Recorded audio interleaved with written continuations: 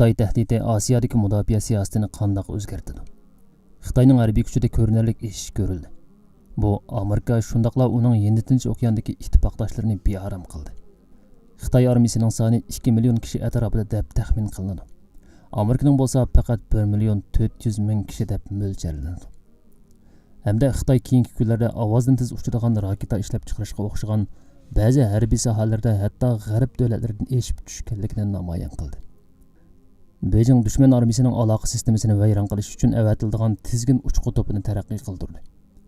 Dengiz armiyasi sohasida bo'lsa Xitoy dengiz piloti son jihatda Amerika dengiz pilotidan ustun turadi. Xitoy harbiy kuchining zo'r darajada eshayotganligini ko'rsatadigan alomatlarning biri Xitoyning 3-aviy matkasini loyihalash va yasash kuchiga yetganligidir. Mushlarni ko'zda tutib 2023-yil 4-oyda Avstraliya davlat mudofaa ministri Richard Marles uzoq zamondan beri zaminlarni qo'g'dash asosiga bekitilgan hozirgi ehtiyojni qamday olmaydigan strategiyaga ishora qilib, Avstraliya davlat bexatarlik strategiyasini qayta qarab chiqib yangilaydiganligini e'lon qildi. U yana Avstraliyaning dushmanlarini dengizda yoki havoda va yoki olam bo'shliqida bo'lsin, chegaraga yetib kelishdan ilgari to'sish kuchini qaratish kerakligini qo'shib qo'ydi. Strategiyani yangilash bu 100 necha betdan tuzilgan dokladda mundaq bayon qilingan. U rayonlik va xalqaro bexatarlik muhitida yuz bergan o'zgarishlarga mos qurollantirish, harbiy iqtidor, o'q-dora va raketa doirasidagi alohida bir qancha o'zgarishlarda aks etganlikdan Ikkinchi dunyo urushidan buyangi eng gavdalik mudofaaga aloqador qayta qarab chiqish hisoblanadi. Xavf-xatar va tahdidlar. Strategiyaga qayta chiqish va yangilash Kanberaning tövanda eng obrazliqlari gavdalanadigan, duch keladigan xavf-xatar va tahdidlar ko'z qarash ramkasida o'tirg'i qo'yiladi. 1. Xitoy tahdidi Avstraliya davlat mudofaa ministrligi tayyorlagan qayta qarab chiqish doklati Xitoy so'zini raqib deb suhbatlamasdan 9 qatim tilga oladi.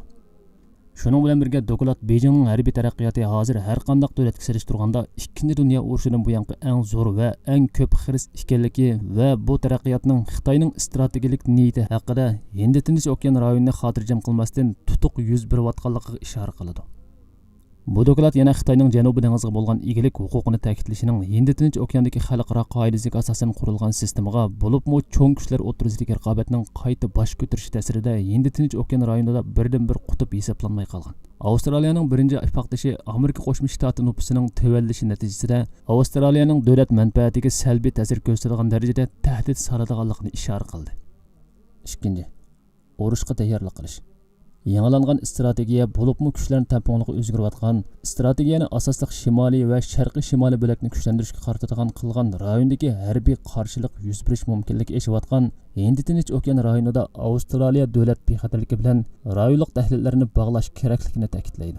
Mana bu doirani ko'zda tutib, Avstraliya davlat mudofaa ministri Kanberaning o'z zemini va qo'shni rayonlarni qo'g'dash hamda aloqa va savdo yo'llarini himoya qilish bilan birga raqibining kuchini ko'rsatish uchun har qanday urinishlarni to'sishga qodir bo'lishi kerakligini ta'kidladi. Strategiyaning bo'laklari. Yangilangan strategiya Avstraliya davlat bexatarlikni amalga oshirdi deb qaragan tafsiliy ko'rsatma va musofalarni o'tirib qo'ydigan 14 asosiy bo'lakni o'z ichiga oladi. Uning eng gavdaliklarini tövandagidek o'tirib qo'yishga bo'ladi. 1. Harbiy chiqimni oshirish. Strategiya yerlik harbiy sanoat va iqtidorini yuksaltirish, qurolli qismlarning barliq qurol va turlik sohadagi iqtidorini yaxshilash hamda tahdid va tuz yuz beradigan raqobatga qarshi turish kuchiga to'salg'i bo'ladigan navbatdagi kamchilik va ojizlik nuqtalarini bilishni. Shuning bilan strategiyani harbiy chiqimni ko'paytirish, tadqiqot va taraqqiyot faoliyatlar hamda texnik taraqqiyotlarni davomlashtirish orqali harbiy iqtidorni kuchaytirishni ko'zlaydigan qilishni nishon qiladi. Bu doirada strategiya kelgusida bo'ladigan harbiy chiqim rasxodlarini oshirish va hukumatni buningga kerakli ta'minlash va materiallarga kafolatlik qilishga yetaklash bilan birga kelgusi 4 yil jarayonida muqim davomlashga kafolatlik qilishni nishon qiladi. 2. Qurollantirish o'lchimini taraqqiy qildirish. Strategiya asosli qilib Avstraliya armiyasining harbiy iqtidorini turli qurollar bilan kuchlantirishni markaz qiladi. Bu qurollantirish mudofaa iqtidorini kuchlantiradigan va texnik murakkab tahdidlarga qarshi tura oladigan son va sifat jihatda taraqqiy qildirish orqali bo'ladi. Masalan, yiroq musobiqlik hujum qurollari hisoblangan kichik tipdagi kemalarga erishish va F-18, F-35 tipli hujumchi aeroplanlarini yuksaltirishdan iborat yadro yiqilg'uliq yiroq musobiqlik ko'langi tipli suv osti kemalarini taraqqiy qildirishga kuchash orqali dengiz armiya qurollarining iqtidorini yuqori ko'tarish va qurollantirishni olg'a siljitish. Buning qarshısida setilish ko'zlangan piyoda qism avtomobillarining sonini 450 dan faqat 129 ga tushirish. Havtiz harakatchan zamirkining ikkinchi to'xtamini amaldan qoldirish. Tayyorlangan mablag'ni Amerikaning HIMARS tipliq zambirak sistemasi va dengizdan quruqlikqa chiqish avtomobilidan ko'plak setib olishga ag'dirish. Buningga qo'shib armiya qurollarining yiroq musofasini 40 kilometrdan 300 kilometrga yuqori ko'tarish. Musofasi 500 kilometrdan yuqori dal tegish nisbati yuqori raketalarga ega bo'lish. 3. Harbiy sanoatni yerliklashtirish. Strategiya harbiy sohaning o'ziga tayinish iqtidorini oshirish va sanoatlarini yerliklashtirishga harakat qiladi. Bu tadqiqot, taraqqiyot va yasash sohasiga ko'plab mablag' solish hamda ashu strategik sanoatlarning ta'minot zanjirini kuchaytirish bilan birga odam omilining iqtidorini taraqqiy qildirish va uning bu sanoatdagi mahoratini o'stirish orqali bo'ladi. 4. Doimiy mudofaa uslubini qo'llanish. Navbatdagi Avstraliya harbiy strategiyasi dushman va raqiblarning nupus tiklash uchun kuch ishlatib majburlash va besim ishlatishni cheklashni nishon qilgan doimiy mudofaa uslubini qo'llanishga asoslanadigan inkor va mahrum qilish aqidasi deb ataladigan fikrni ro'shanlashadi. Bu ehtimolli xatarga taqobil turish va dushmanlarga qarshi turishda kuch va cheklashni tamponglashtirish hamda Avstraliya armiyasini taqobil turish uchun kerak bo'ladigan barliq lozimatliklar orqali kuchlantirish va harakat erkinligi berish orqali amalga oshadi. Bu uslub ilgari qo'llanilgan qo'shni davlatlarga keladigan to'van saviyalik ehtimolli tahdidlarni cheklash va uningga inkos qaytarishni nishon qilgan mudofaa siyosatining o'rnini bosadi. 5. Ittifoqdoshlar to'rini kuchaytirish. Strategiya rayonlik kuchlarni tamponglashtirish hamda davlat bexatarligi va manfaatini himoya qilish uchun beshida AUKUS birlashmasi turadigan hamda ASEAN birlashmasi va Atlantik orollar munbiri qatorliq xalqaro va rayonlik ittifoqdoshlikni kuchaytirishga harakat qilish bilan birga Yaponiya va Hindistonga o'xshash rayonlik sheriklar bilan moslashtirishning zarurligini taqozo qiladigan chakka qarata xalqaro va rayon sohasidagi harbiy va bexatarlik murakkablikni Avstraliyacha tushunishdan aks etadi. 6. Yangicha musofilarga ko'ngil bo'lish.